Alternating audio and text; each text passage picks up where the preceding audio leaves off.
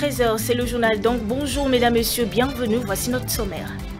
Les magistrats et officiers de police judiciaire des 4 départements du Nord sont désormais mieux outillés sur les notions de droit pénal des élections au Bénin. C'est à la faveur d'une séance de formation initiée à leur profit. Les détails sont à suivre en début d'édition.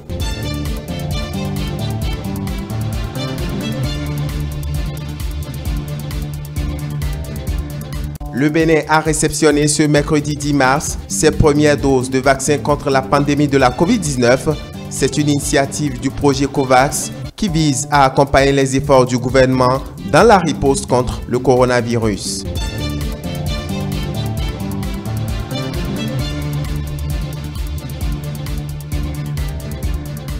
Et puis, le ministre de l'Économie et des Finances, Romuald Wadaini, était face aux Béninois de la diaspora par visioconférence dimanche 7 mars 2021. C'est une rencontre initiée par la coordination Nouveau Départ des Béninois de la diaspora qui vise à faire le bilan économique du Bénin depuis 2016. Voilà pour le sommet.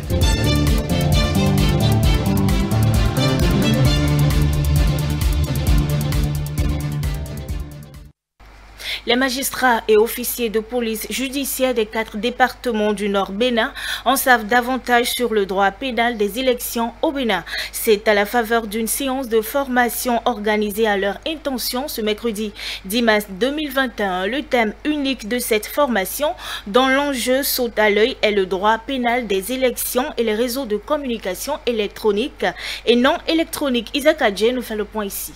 Magistrats, officiers de police judiciaire, ONG et organisations de la société civile sont outillés sur le droit pénal des élections en République du Bénin. Un renforcement de capacité qui vise à garantir une présidentielle apaisée dans le respect strict du code du numérique, du code de l'information et de la communication et de la loi numéro 2019-43 du 15 novembre 2019 portant code électoral en République du Bénin.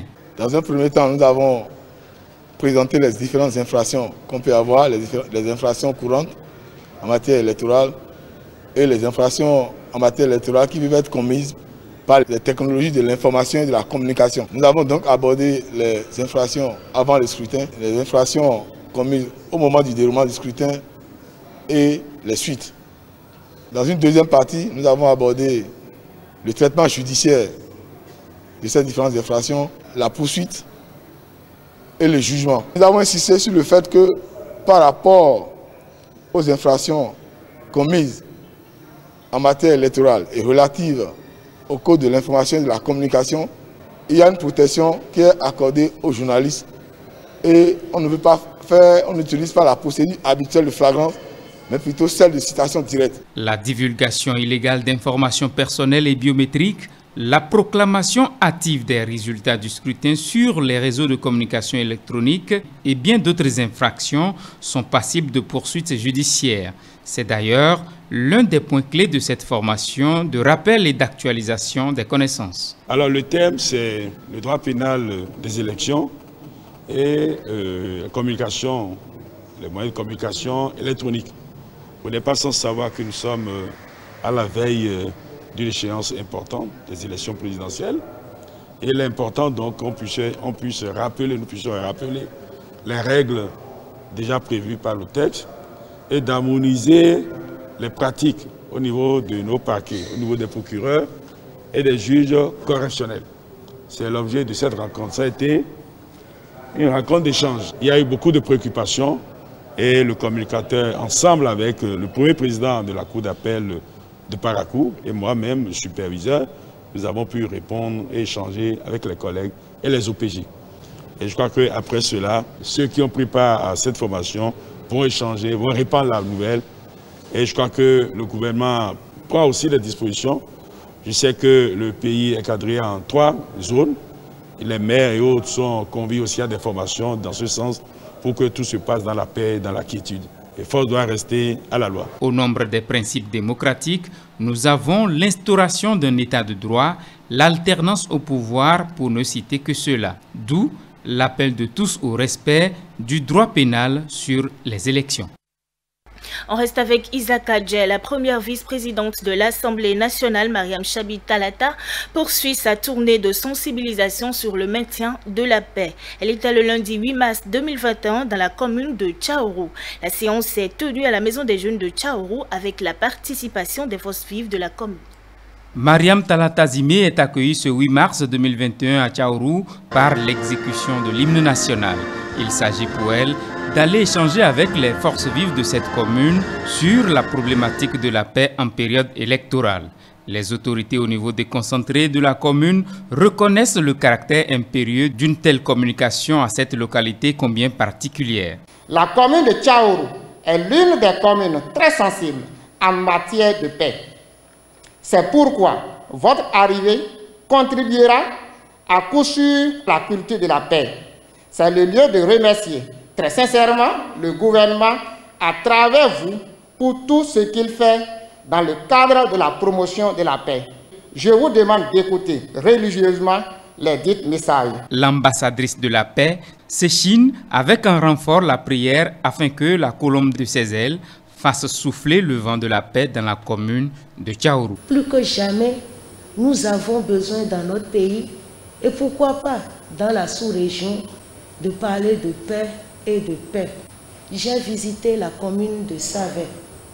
Je devais visiter la vôtre après celle de Savet, mais pour des raisons que vous connaissez, pour des raisons qui justifient encore une fois la nécessité de ma présence ici, je n'ai pu rencontrer les populations. J'ai donc dû ajourner ma sensibilisation à Tchaourou pour me rendre d'abord à Parakou, à Basila et à Bantin. Mais je me suis dit que quel que soit le prix, quel que soit ce que cela doit me coûter, il n'est pas question que j'exclue une seule commune sensible de ma tournée. C'est pour cette raison que j'ai réorganisé la tournée que je n'ai pas pu tenir à Tchaourou. Au cours de cette séance d'échange, les femmes sont appelées au dialogue permanent avec leur progéniture afin de leur préserver la vie. Quant aux hommes, le message est plus que compris. Chers parents, faisons note les conseils de notre maman qui parle à toutes les mamans comme c'est leur journée. Elles souffrent pour donner la vie. Elles souffrent pour éduquer les enfants. Elles souffrent aux côtés des parents pour espérer que leurs jeunes deviennent plus tard de grandes personnes et personnalités pour leur communauté. Et parce qu'on veut parler d'élection, on les envoie à la mort. On leur donne la drogue, ce qu'on appelle gay. Ou encore, on leur donne un peu d'argent. On leur dit, bon, allez-y, allez-y, vous devez sauver votre commune. Est-ce qu'on peut sauver sa commune en allant se donner bêtement et inutilement à la mort? On ne peut pas. La lutte pour la démocratie et les libertés individuelles ne peut être possible en l'absence de la paix. D'où l'implication de tous pour le maintien de la paix s'avère impérieux. Le Bénin a réceptionné ce mercredi 10 mars 2021 ses premières doses de vaccin contre la pandémie de la Covid-19. C'est une initiative dénommée COVAS qui vise à accompagner les efforts du gouvernement dans la riposte contre la pandémie. Le ministre Benjamin Hunkpati et les membres de l'initiative COVAS, accompagnés du coordonnateur résident du système des Nations Unies au Bénin, ont réceptionné les premières doses de vaccin. Le reportage de Stanislas Satadéon.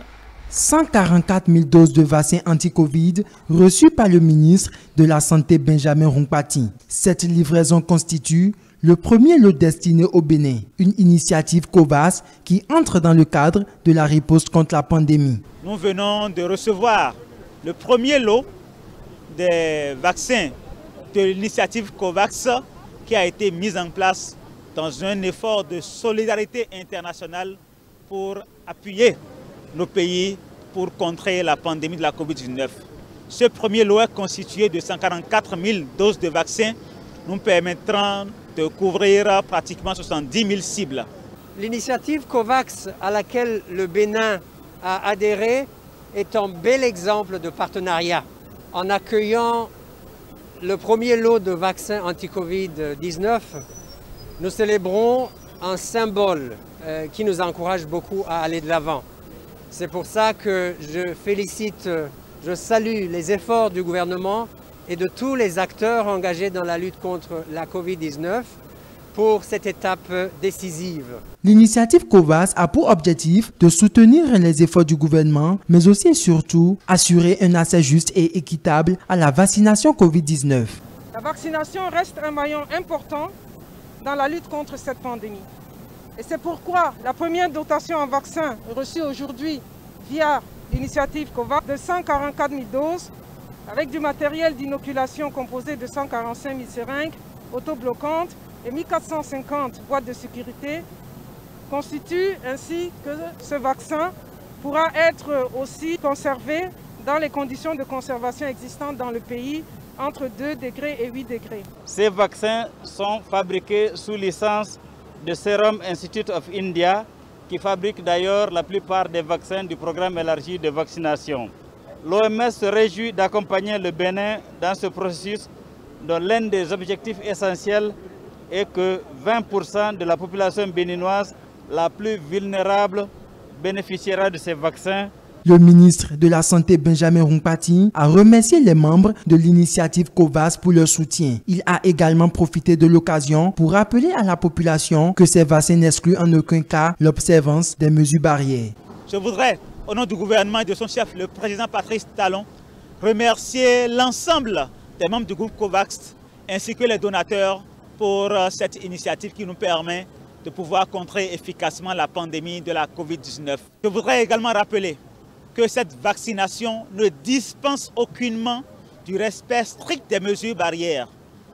Il est important que nous puissions toujours y déférer et respecter strictement le lavage strict des mains à l'eau savon, le port strict des masques lorsque nous sommes en groupe ou dans les situations à risque, ainsi que le respect de la mesure de distanciation physique d'au moins 1 mètre. Je voudrais les rassurer que les vaccins qui ont été livrés au Bénin ont été testés et je voudrais également les rassurer sur la qualité de ce qui a été livré. 648 000 doses de vaccins sont également attendues au Bénin d'ici mai 2021. Le Bénin rejoint ainsi la liste des pays africains ayant reçu leur première dose de vaccin Covid-19 via le mécanisme COVAS. L'agence de notation financière internationale Moody's a relevé ce mardi 9 mars 2021 la notation du Bénin à B1 stable, et ce malgré la pandémie de la Covid-19 qui secoue actuellement le monde entier. Vous avez plus de précisions dans ce commentaire de Karina Denis. L'information a été rendue publique par le ministère de l'Économie et des Finances dans un communiqué de presse ce mercredi 10 mars 2021. Le rehaussement de la note du Bénin de B2 avec perspective positive à B1 avec perspective stable est la première amélioration pour Moody's pour un pays d'Afrique depuis le début de la crise sanitaire liée au coronavirus. La décision, traduite selon le communiqué du ministère de l'Économie et des Finances, est la suivante. L'historique consolidation budgétaire du Bénin, l'amélioration de la structure de la dette et une excellente gestion des finances publiques. Cette décision atteste également de la qualité de la gestion de la crise de la COVID-19 par les autorités, alors que plusieurs pays d'Afrique ont vu leur notation dégradée depuis le début de la pandémie. À travers cette notation, le Bénin se maintient ainsi parmi les pays africains bénéficiant de la meilleure notation de crédit, se démarquant une fois de plus par sa résilience face aux chocs externes. Par visioconférence le dimanche 7 mars 2021, le ministre béninois de l'économie et des finances Romuald Wadagni était face aux Béninois de la diaspora. C'est une rencontre initiée par la coordination Nouveau Départ Bénin qui vise à faire le bilan de la santé financière de notre pays depuis 2016. On suit le compte rendu d'Aziza Chamou.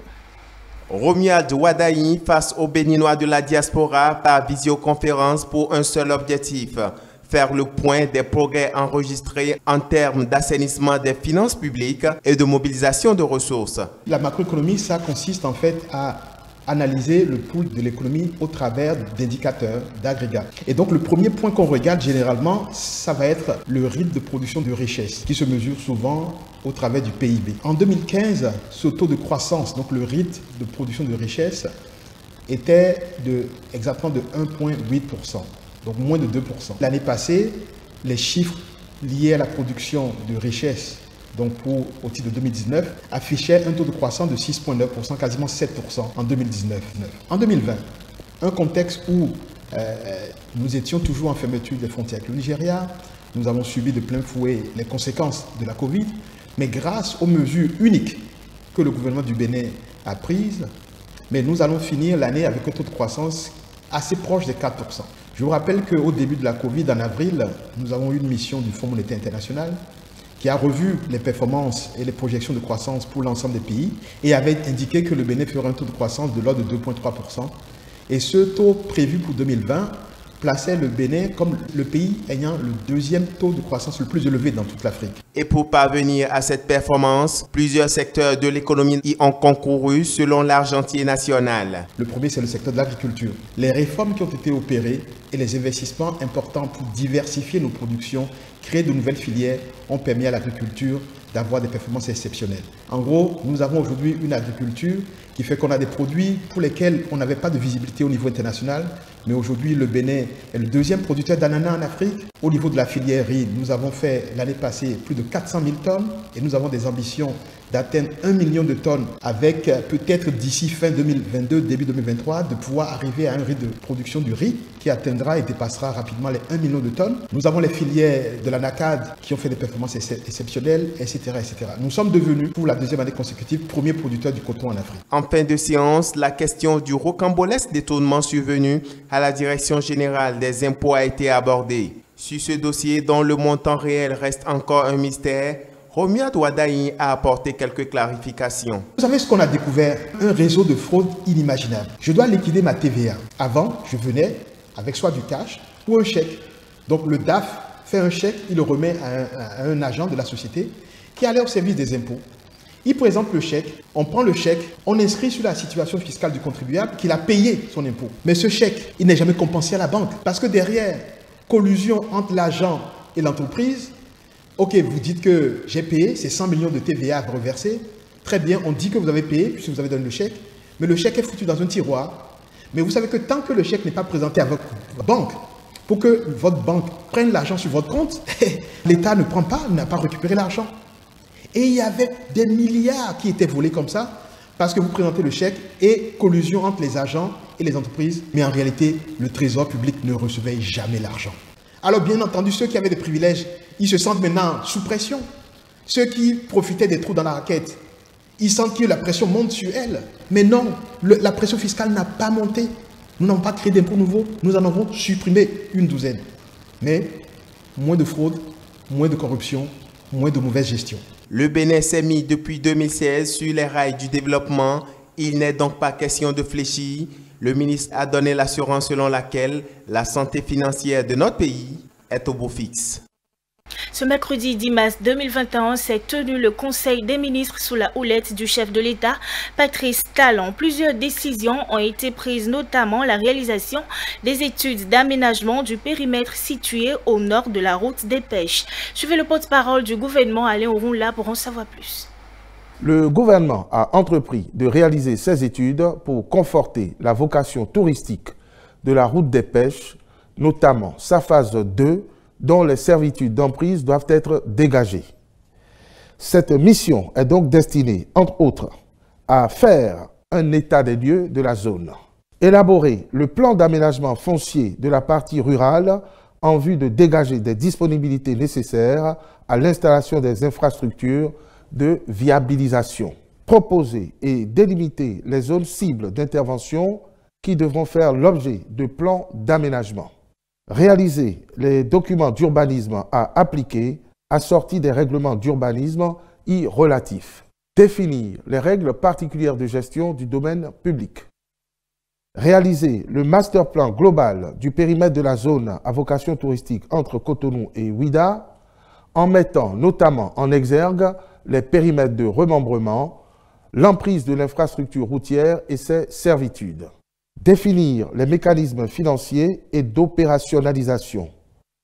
Proposer les dispositions institutionnelles pour la gouvernance urbaine de ces quartiers ainsi que les tableaux des rôles et responsabilités des acteurs. Les ministres concernés par le dossier veilleront à la bonne exécution de la mission par le cabinet retenu à cette fin. Affaire Ricky Amadougou, on en parle toujours. Suite à l'arrestation de la candidate recalée du parti Les Démocrates, diverses réactions s'enchaînent dans le rang de l'opinion publique. Dans cet élément, vous suivrez les avis de quelques citoyens rencontrés par une équipe de notre rédaction. Nous sommes un État de droit. Et en tant que tel, il faudrait que la règle de droit soit respectée. Chaque fois qu'un élément perturbateur vient à mettre en mal ou en cause l'ordre préétabli, il faudrait qu'on soit en mesure rapidement de réagir. C'est une candidate qui a été recalée. Donc aucun statut particulier qui pourrait justifier qu'on fasse, je dirais, tout le boucan, toute la polémique qui existe autour. Mais cependant, candidat de l'opposition, peut-être ça peut susciter quelques réactions, ce qui est tout à fait normal. Mais il faut se placer dans l'optique d'une infraction qui est en train d'être visée par la loi. À partir de ce moment, lorsqu'il y a des probabilités que l'on soit participant ou participante à une infraction, il faut qu'on fasse des enquêtes. Et parfois, parce qu'il faut constituer des preuves, parce que le ministère public doit pouvoir le démontrer, quand il s'agit de constituer des preuves, on va arrêter la personne dans un premier temps. Et cela ne veut pas dire qu'on porte atteinte à sa présomption d'innocence. La Criette, Mario, c'est le procureur de la République, de la Criette. Il est dans ses prérogatives. On doit mener des enquêtes pour savoir ce qui se passe. Et s'il faut inculper des gens, on le fera de façon à respecter la loi. Compte tenu de la sensibilité de l'affaire, il était normal que le procureur se prononce d'abord sur des éléments qui sont à sa disposition. Et sur ces éléments qu'il a dû porter à la connaissance de la population. Donc jusque-là, il n'y a pas péril en la demeure parce que le procureur constate qu'il y a des éléments pour lesquels on peut peut-être dire « Ah, il y a tentative ou terrorisme quelque part, ou financement de terrorisme quelque part », le procureur est clair dans un premier temps, sans pour autant dire « elle est coupable », sans pour autant dire « nous avons tous les éléments de preuve ». Parce que le travail continue, les enquêtes continuent, évidemment, et à un moment donné, vous aurez toute la vérité. On aura toute la vérité. Il n'est pas normal que nous appelons nos confrères à aller vers les armes de vandalisme ou à provoquer l'armée ou à créer de la peur, de la terreur au sein de nos confrères. Je voudrais prier la classe politique d'abord de ne pas incendier le pays. Si c'est que ce pays les tient à cœur et qu'ils ont vocation à le diriger aujourd'hui ou demain. J'appelle le peuple à être calme et rester serein et écouter la fin de la Criette. Je demande à nos anciens politiciens là de laisser notre président travailler pour ce pays, pour que ce pays aille de l'avant. Le premier quartier latin de l'Afrique est maintenant devenu autre pays. La connaissance que les Béninois avaient avant, tout ça là a disparu. La population n'est plus la population d'avant. Actuellement, nous connaissons tout ce qui se passe. Il a arrangé notre pays, pas contre nous seuls, partout, dans notre département. Les juges n'ont qu'à bien faire leur travail et puis on verra la suite. Voilà, et puis on ouvre la page Inter par une information au Nigeria. Le président Muhammadu Buhari et son vice-président Yemi Osinbajo ont été vaccinés contre la Covid-19. Cela s'est produit moins de 24 heures après l'administration de la première série de vaccins aux agents de santé de la première ligne dans la capitale du pays, Abuja. Suivez. Le président Muhammadu Buhari et le vice-président Yemi Osinbajo ont reçu leur première injection du vaccin Oxford AstraZeneca, une initiative visant à renforcer la confiance des citoyens.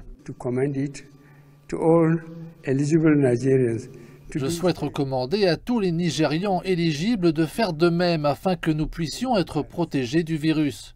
J'exhorte tous les gouvernements des États, les chefs traditionnels et religieux à prendre la tête des efforts de mobilisation au sein de leurs environnements et sphères d'influence.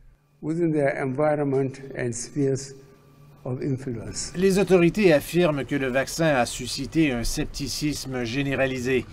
Mais ils garantissent sa sécurité et son authenticité alors qu'ils poursuivent leurs efforts pour renforcer la réponse de la population. To continue to sustain essential and even routine medical services so we do not lose Il faut continuer à maintenir les services médicaux essentiels afin de ne pas mettre de côté cet aspect et de commencer à avoir plus de morts. Cela s'est révélé être une intervention très rapide et c'est pour cette raison que certaines personnes sont craintives à propos de ces vaccins que le gouvernement se propose de dissiper.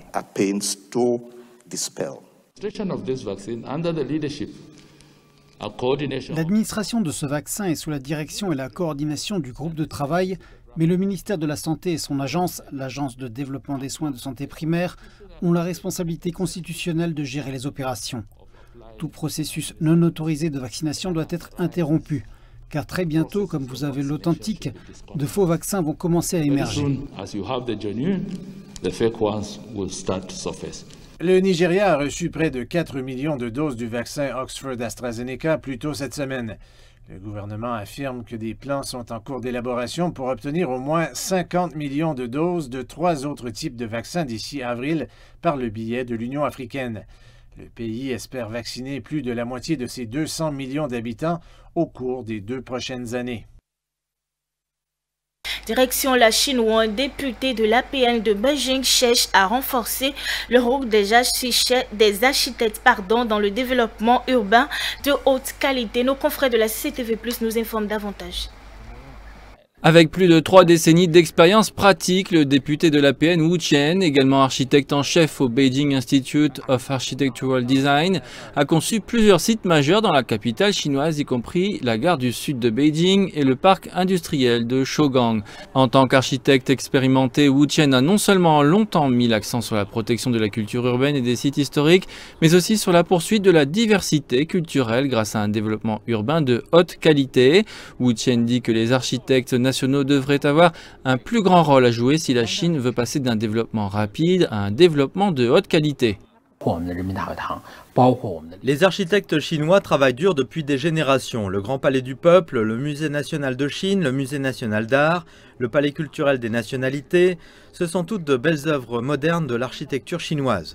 Nous devrions prendre la responsabilité de veiller à ce que l'esthétique des villes chinoises reflète les idées d'une meilleure installation humaine, ainsi que d'assurer une architecture plus créative dans les villes chinoises.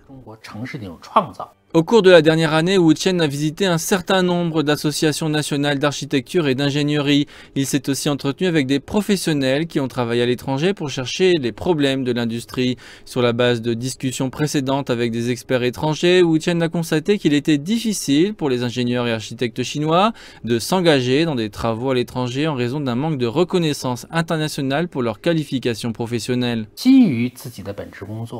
Les architectes chinois ne devraient pas seulement chercher à apporter des contributions dans leur propre pays, ils ont également leur rôle à jouer à l'échelle mondiale pour servir l'influence et les projets internationaux de la Chine, comme l'initiative Ceinture et Route.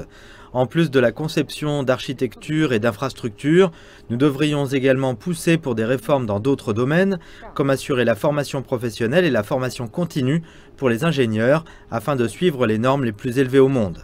Wu Chen ajoute qu'en tant que député de l'APN participant à la décision de l'avenir du pays, il espère que ces propositions peuvent contribuer davantage au développement de la Chine. Mesdames, Messieurs, c'est la fin de ce journal. Merci de l'avoir suivi. Merci aussi à toute l'équipe technique et l'équipe de la rédaction. La rédaction qui vous donne rendez-vous à 19 h pour l'autre grand format de l'actualité. D'ici là, portez-vous bien et restez en notre compagnie.